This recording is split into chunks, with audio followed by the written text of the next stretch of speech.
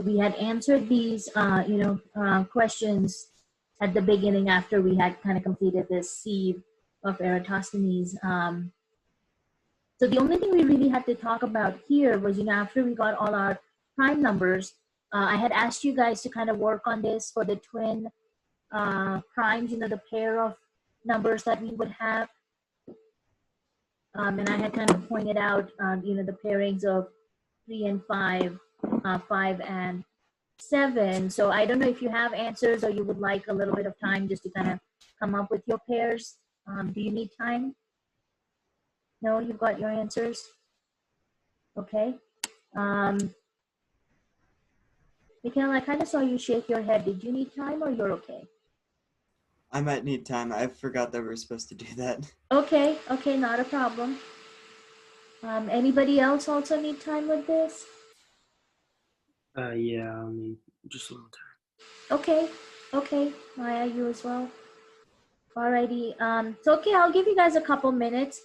Some of them will be obvious because remember the idea is with these twin primes, kind of like you're seeing here with the pairs of 3 and 5, they have to be consecutive prime numbers. So 3 and 5 is the obvious one. Then you can see the 5 and 7. So keep going down your list and see how many of these primes you may have. So yeah, take a couple minutes and then we'll come back and discuss our answers over here. So we've already got 3 and 5.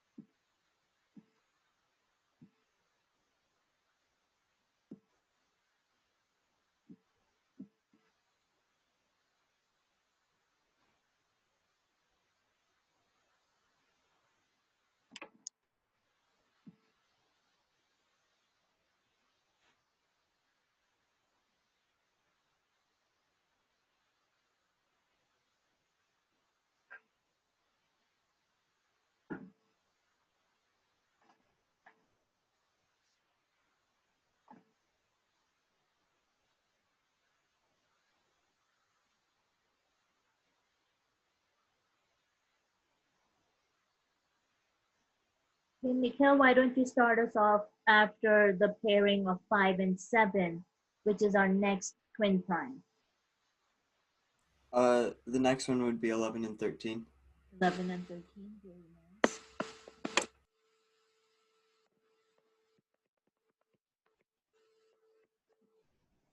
Okay.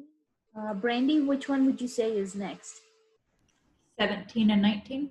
Very nice, 17 and 19, alrighty.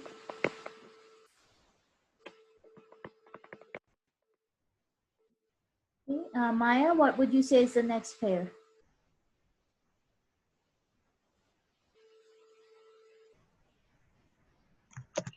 41 and 43.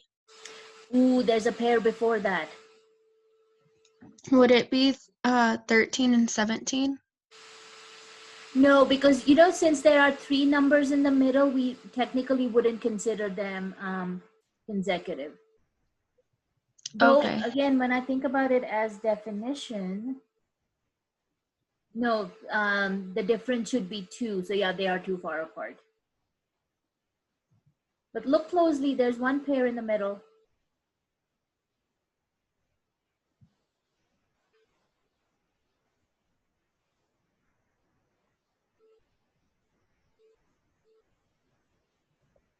They're not on the same row. Would it be 19 and 29? No, because again, the difference should only be a value of 2. So if you subtract the 2 numbers, your answer should be 2. Oh, 29 and 31. There you go. Very Got nice. it. Yeah, that's the tricky one because, it's kind of hiding between 2 rows. Did anybody else miss that also? You got it? Alrighty, 29 and 31. Alrighty, very good. So that was Maya. How about Arthur? What would be your next pair? We ended on 29 and 31, right? Yes, So then it would be 41 and 43. 41 and 43. Very nice.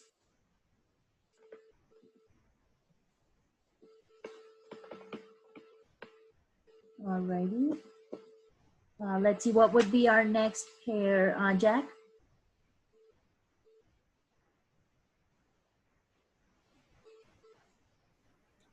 Um, 59 and 61. Very nice. Yeah, 59 and 61. I guess I'm going to start writing it up here. Okay, very cool. So that would be Caitlin. Katie, what do you think next? 71 and 73. Yeah, 71, 73. That would be our next consecutive pair.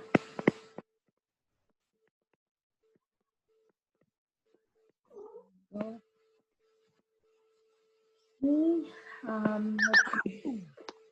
Who's after Katie? Angela, what would be your next pair? 101 and 103.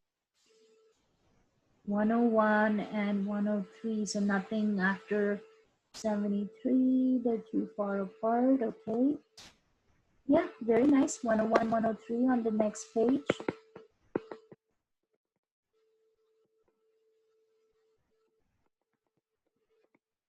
Alrighty, there we go. So that was Angelo. Jacqueline, what do you think would be the next pair after the 101, 103? Wouldn't it be 107 and 109? Yeah, very nice. 107, 109. Alrighty, very nice.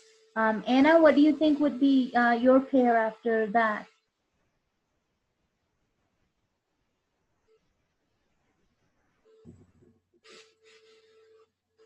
Um, 137 and 139. Yeah, because the others are again too far apart. Very nice. 137, 139. Very nice. Brayden, I guess that brings us down to you. What would be your next pair?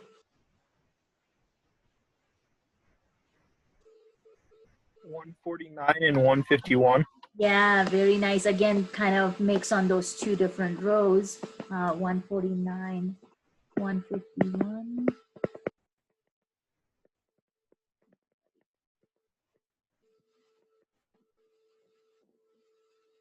Okay, so I guess that brings us back to you, Mikhail. What would be your next pair? The next one would be 179 to 181. Yeah, again, there's nothing in the middle that would be close enough. So 179, 181.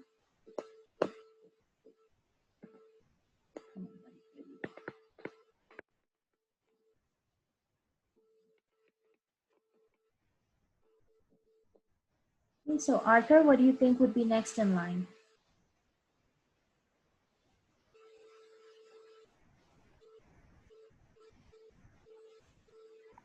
Sorry, took me a minute there. 191 to 193. All right, very good. That would be the next 191 and 193. Okay, very nice. Okay, Brandy, what do you think would be after that? 197 and 199. Yeah, 197 and 199, and that would wrap up our first 200 numbers. So, man, I don't have room to write that down now. I guess we can push this guy in here. 197 and 199. Alrighty, very cool. So have you noticed any other observations than what we talked about last time with the primes as you were kind of looking through these pairs?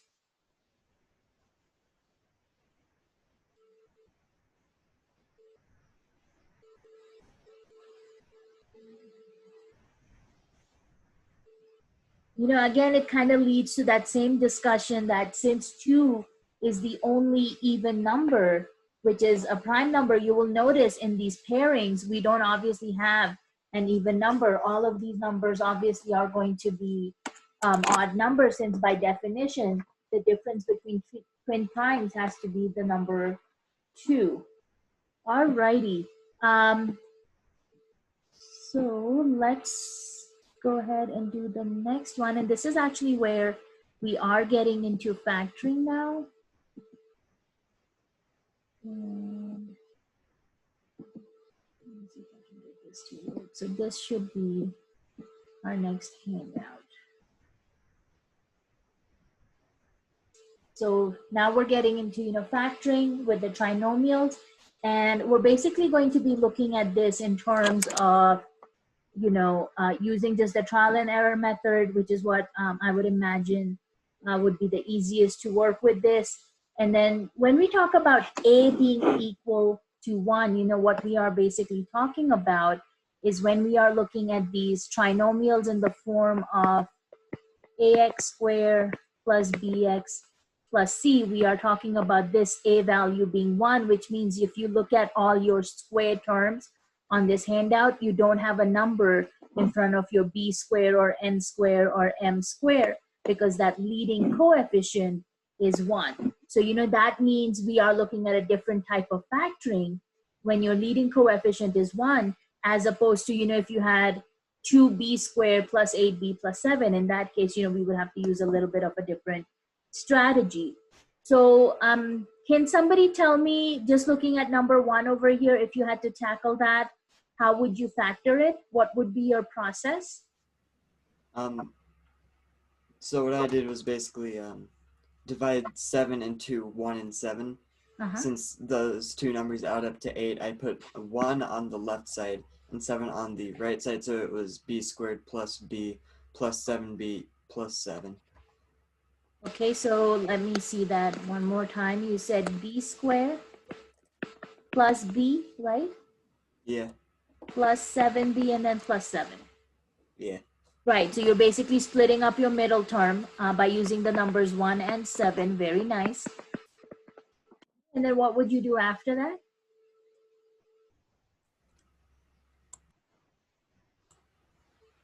I'd just divide the b outside of the first half, then divide the 7 out of the second half to get b in parentheses b plus 1, then 7 in parentheses b plus 1. Very nice. Yeah, so you're taking what's common in the first group, so that's going to be b and b. We take one of the b's outside. From the b squared term, you have a b left behind, so that's this guy. From the second term, because you only had a single b, You took it outside. So remember, this is what we call as a placeholder. So that's where that 1 is coming from. Because the idea is if we go back and distribute that b inside the parentheses, we should go back to b squared plus b. Alrighty, and then you did the same thing over here. We have a plus sign in the middle. So we take a plus over here. 7 is common. Take the 7 outside. You're from 7b, we are left behind with the b. And again, since we're taking the 7 outside, we need a placeholder. So what was your final answer then? My final answer was in parentheses b plus 1 and then b plus 7 in a different pair of parentheses. Yeah, very nice. So technically, Mikhail, what you have used here is what we call as factor by grouping, right? You've split your middle term by using 1 and 7. Now we know 1 times 7 multiplies to give us 7. 1 plus 7 gives us 8. So that's why this combination was correct to split our middle term with. And then the idea is if you do this grouping, factoring by grouping correctly, these two parentheses should always come out to be the same. So you can combine them and put them together as one parentheses. And then these numbers on the outside, the b from here and the plus 7 from here, they become your second set of parentheses. So this is, like I said, called factor by grouping. Now, you know, of course, the other thing you could have done is just directly, because some of you may be comfortable just, you know, not even having to break this down, and you may be comfortable just breaking this directly with this pen. Okay, let me write. There we go. So in this case, you can basically see, okay, I know my 7 breaks up into 1 times 7. It adds up to 8, so you can have that. The b squared will break down into b times b.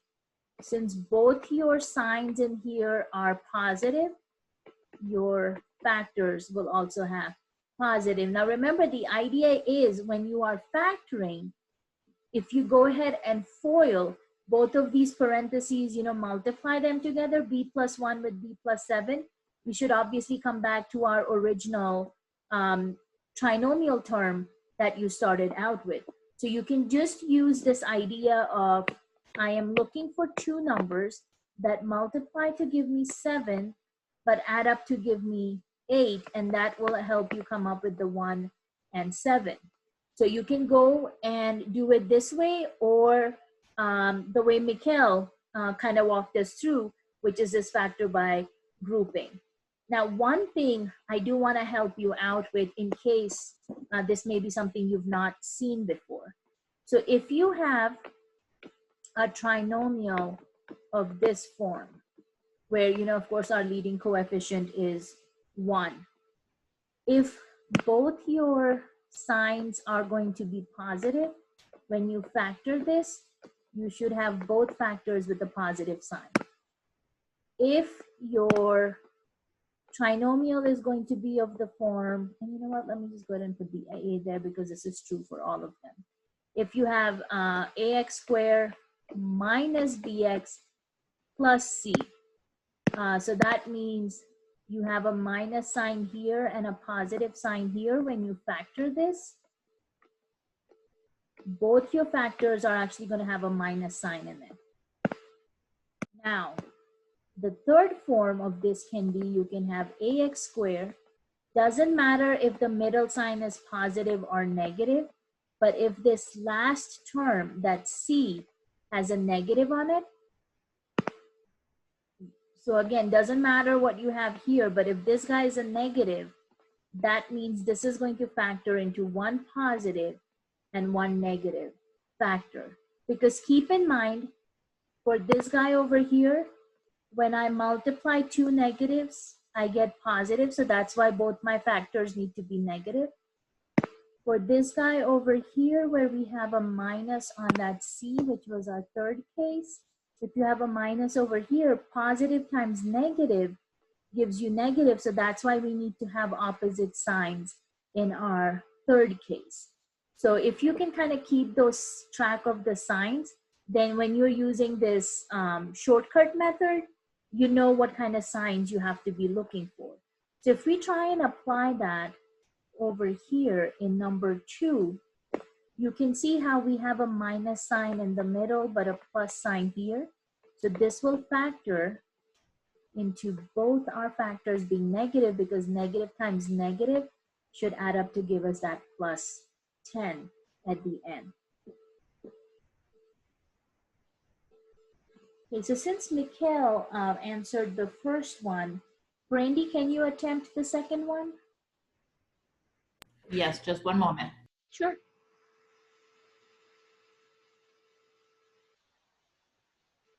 I would say -1 and -10.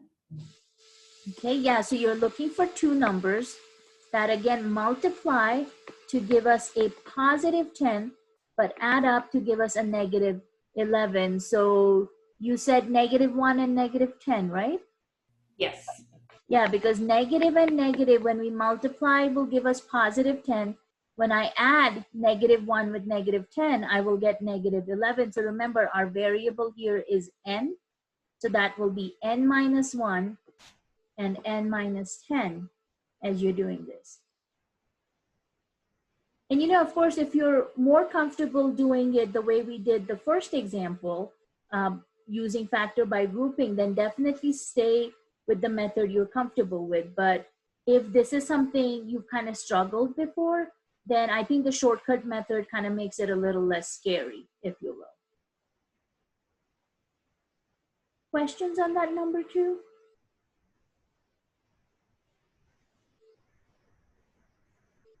Okay.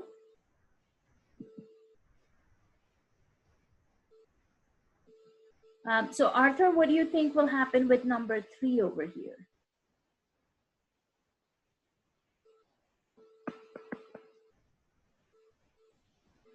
Because our C term is negative, we will have M plus something and then M minus something. Very nice, yeah. So like I said, it doesn't matter what the middle sign is. Anytime your C is negative, you should have opposite signs. So very good.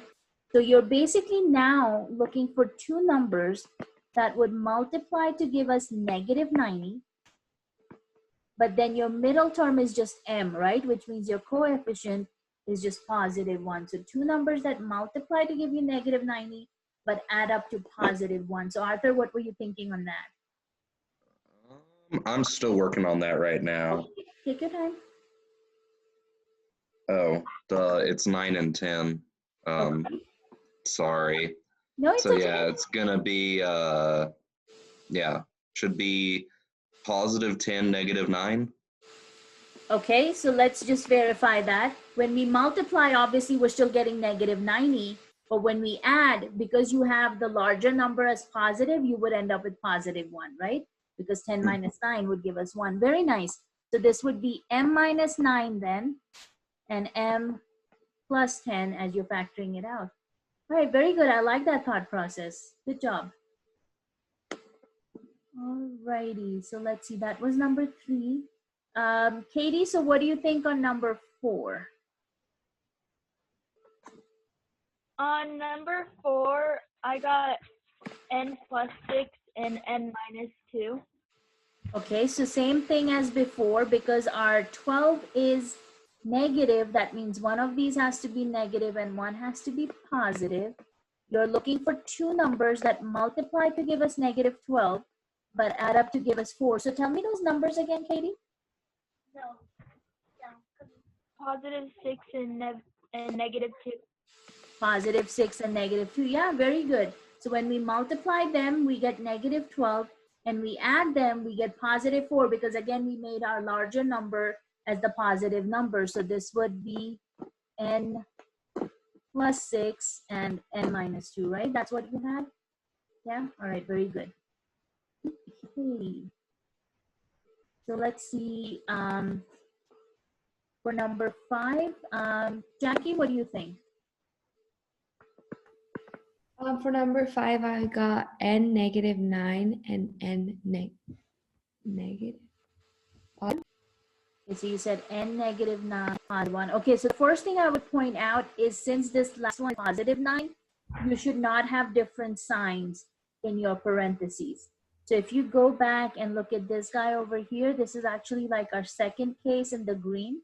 So my C is positive, but B is negative, so they should actually both be negative, because, you know, obviously if you think about this, when I'm multiplying -9 with +1, I get -9, right? Okay. Yeah, so since we want both of our sign, this to be a +9, both your parentheses would actually end up being negative. And you can, you know, again, do a quick check. Two numbers that multiply to give us +9, but add up to give us -10. So negative times negative would become positive, and -9 added with -1 would give you -10. Does that make sense? Yes. Yeah? Okay, very nice. Alrighty, so let's see, that was Jackie. Brayden, what do you think about number 6?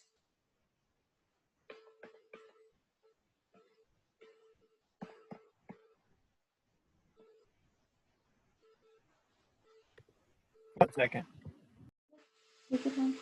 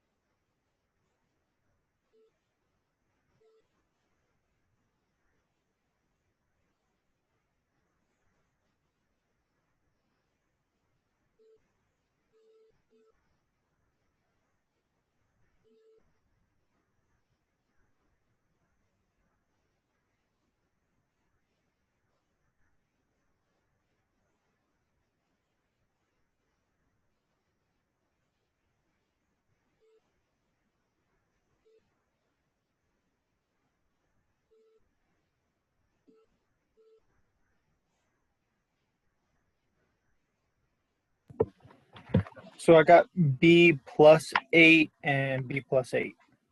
Okay, so same for both of them. And yeah, the first thing I can see is that you do have positives in both your parentheses, which is nice because both of our signs in the trinomial are also positive. Then we're looking for two numbers that multiply to give us 64 and add up to give us 16. And, you know, of course, that combination would only work with +8 and +8. So very nice. Since you have both as the same factor, you, of course, also have the option of writing it as B plus 8 and then the whole quantity raised to the second power. Okay, very nice, Brayden. Good job. Okay, so let's see. That will bring me to Anna. Anna, what do you think about number 7?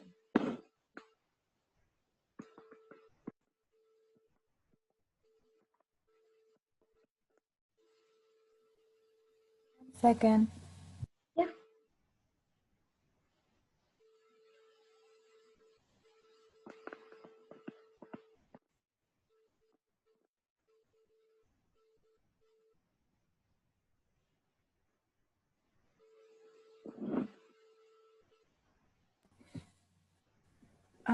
Would it be 6 and 4?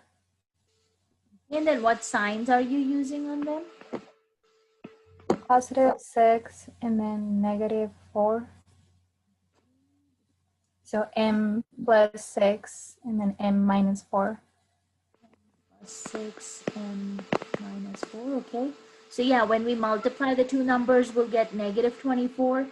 When we add +6 and -4, we'll get +2. So that combination works out perfectly. And the other thing, again, guys, we can notice here is since our 24 was negative, we should definitely have opposite signs in our factors. So one factor should be positive, one factor should be negative. All right, good job, Anna.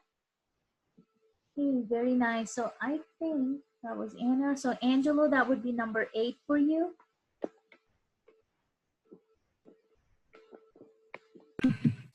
Let's see, because it's going to be a negative and a positive. Okay.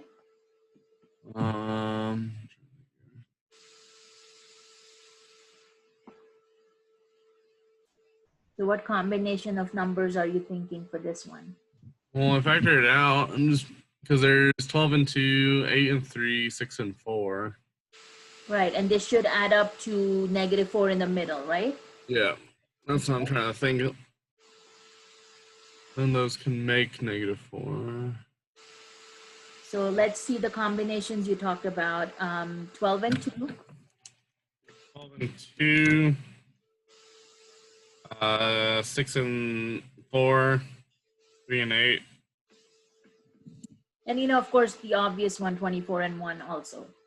Yeah. Now the idea is which one of these, and of course you can mess around with making one negative, one positive. Yeah. Which of these would actually give you that 4 if you add or subtract them together? So 12 plus 2 would be 14, or 12 minus 2 would be 3, right? So yeah, doesn't really work out. 6 and 4, if you add them, they are 10. If you subtract them, they are 2. So that guy doesn't work. 3 and 8, when we add them, they're 11. When we subtract them, they're what, 5? 5, yeah. He's not working. And of course, you can see 24 is not going to work either, because it's either 25 or 23. So do we have any other combination for two numbers that multiply to give us 24 that we haven't thought about?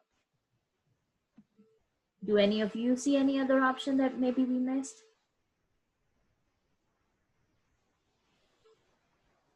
Because I don't see anything else, right? Yeah, that's why I was kind of stumped. I was like, wait, none of them make 4 though. So yeah, this is actually what we call as prime trinomials, because it's like prime numbers, because we cannot break it down other than the number itself. If it will let me clear this out, there we go. So this is actually going to be prime because you cannot factor it, so we actually don't have any of this set up here. So it's not uncommon for, sometimes one of these prime trinomials to kind of pop up in between these examples. Alrighty, very cool. So that brings us to Jack for number 9. Yeah, I just got started working on this one because I was stumped on the last one, but I'm gonna say, so obviously one has to be or they're both negative. Very nice.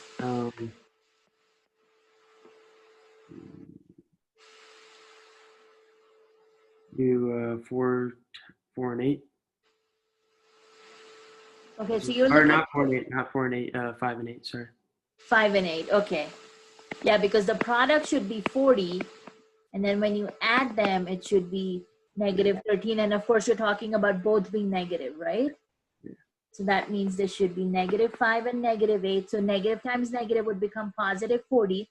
And of course, when you add the negative 5 with negative 8, you get your negative 13. Very nice. So you're looking at, and our variable here is k. So that would be k minus 5 and k minus 8. All right, good job, Jack. Very nice. So I think that brings us to Maya for number 10.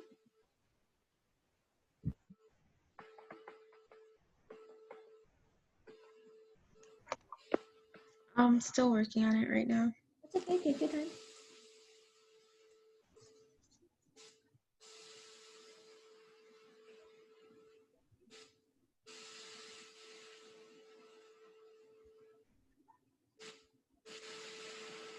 It would be 9 and 2. 9 and 2 because they multiply to 18 and add to 11. And what kind of signs do you have? Both positive signs. Positive. Alrighty, very cool. So our variable is a in this case, and we're looking at positive 9 and positive 2. Okay, very nice. Good job. Okay, Mikhail, I guess that brings me back to you for number 11. I just got to number 11. I was working ahead a little bit, but I got caught behind on the prime trinomial. Oh, okay. No problem. Take your time.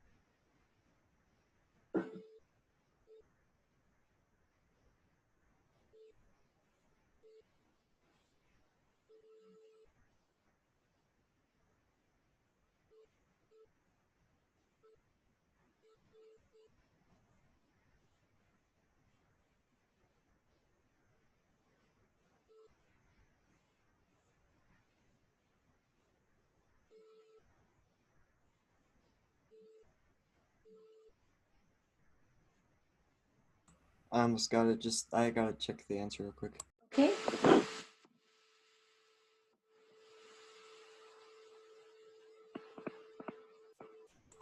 Okay, so, oh, whoops. I was able to split negative 56 into negative 8 and 7.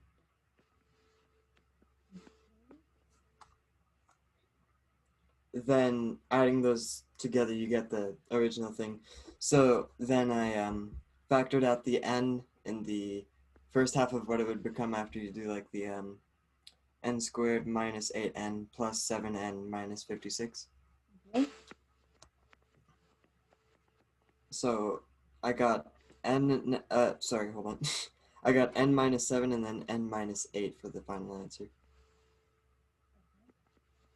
You have negative on both? Yes. Hold on, wait, no. I did not mean to say negative. So which one do you think you want to change? N plus 7 and n minus 8. Yeah, very nice. Very good. Yeah, so you are multiplying the two numbers to get negative 56. So one has to be negative, one has to be positive. And you know, it comes down to that same format. Anytime your C value is negative, you should have opposite signs. And then you can see your middle coefficient is negative n, which means technically the coefficient is negative 1. So since we have a negative on that 1, the larger number needs to be negative and smaller needs to be positive. So yeah, n plus 7 and n minus 8 is going to work out perfectly. All right, good job, Mikhail. Okay, so let's see for number 12. Brandy, what do you think? I have n minus 2 and n minus 3. Okay, so negatives on both. N minus 2, n minus 3. Because again, you are looking for two numbers that multiply to give us 6 and add up to negative 5. So that combination works out perfectly. All right, good job, Brandy.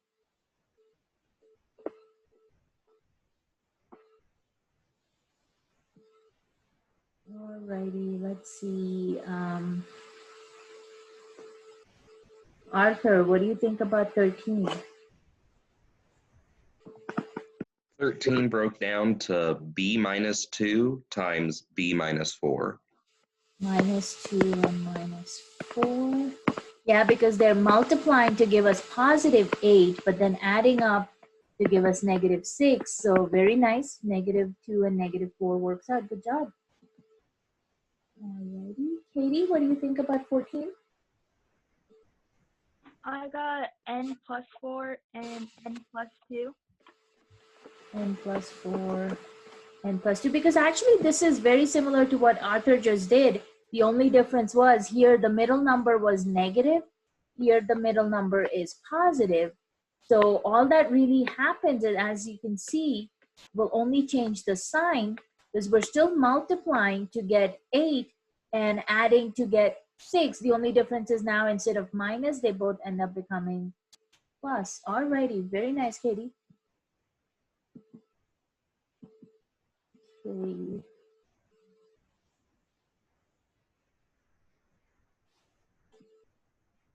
So let me ask you, and this is just in general to all of you, what would be your first instinct when you look at something like number 15? What do you want to do first? Would you want to get the n squared to equal n, like get rid of the 2? Yeah, very nice, because you kind of want to, you know, where they were talking about get that a to equal 1. So that's exactly what you want to do, is try and see if from all of these three terms, can you actually start by factoring out that 2? So essentially you're taking each term and dividing it by 2, right? So if you are taking this 2 outside as your common factor, from the 2n square, you should only have n square left behind. 6 divided by 2 would leave us with 3. So the middle term will then become 3n minus, same thing, 108 divided by 2 will end up becoming what, 54? You're basically taking its half. So bring that 2 outside, and then you're actually, that 2, and this is what I call as my puppy dog, because that 2 is going to follow you along all the way till the end of the problem. So don't get rid of that 2, because he didn't disappear. All we did was brought him outside as our greatest common factor. So that 2 will stay, but now you can go ahead and factor what we have inside the parentheses. So that's the n squared plus 3n minus 54. So now if you're trying to find numbers, we're looking for 2 numbers that multiply to give us 54 and add up to give us positive 3. So Jackie, this would be your problem. What kind of combination do you think might work in this case? Well, for 50. For negative, yeah, you're looking for 2 numbers that multiply to give you negative 54 and add up to a positive 3. 9 and 6. Okay, 9 and 6. Now, what sign would you put on them? Positive, negative? Negative 6 and plus 9. Very nice. Yeah, because we want the total to be positive 3. So we want the 9 to be positive and 6 to be negative. Very nice. So positive 9, negative 6, and of course our variable is n. So remember, in this case, bring that 2 along with you, okay? Don't leave him behind. Okay, good job, Jacqueline. Okay. Alrighty, so let's see, how many are we left with here? We've got 26. Okay, so how about we pick up from number 16 next time with number 16. And you know what I'm going to do is probably break you guys down into our breakout rooms like we normally do and have you work on these as groups. And I'd probably keep the same groups, hopefully, for our next one, because that's where we're, instead of having A as equal to 1, we'll start bringing numbers in for A. So you can kind of get an idea of, you know, what different types of factoring will end up looking like. And, you know, factoring is something we saw when we were doing, you know, solving the quadratic equations in chapter 1. We'll again be revisiting that, I think end of chapter 2, but also in chapter 3. Okay. So any question, guys, before we dismiss class for today? Was everybody okay?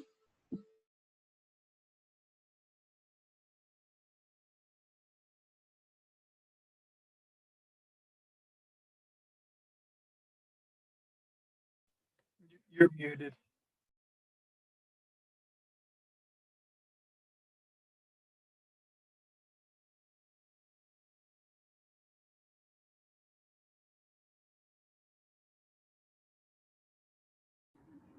You're muted. Mute yourself, teach.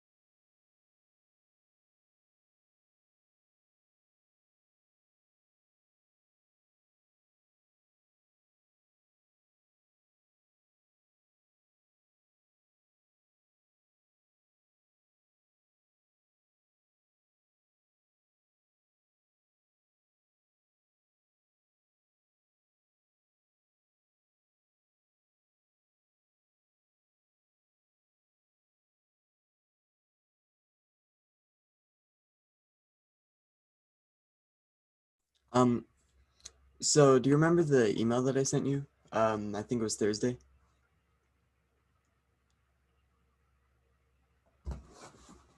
Okay, can you hear me now? Oh, yeah, I can. Weird. Oh my goodness.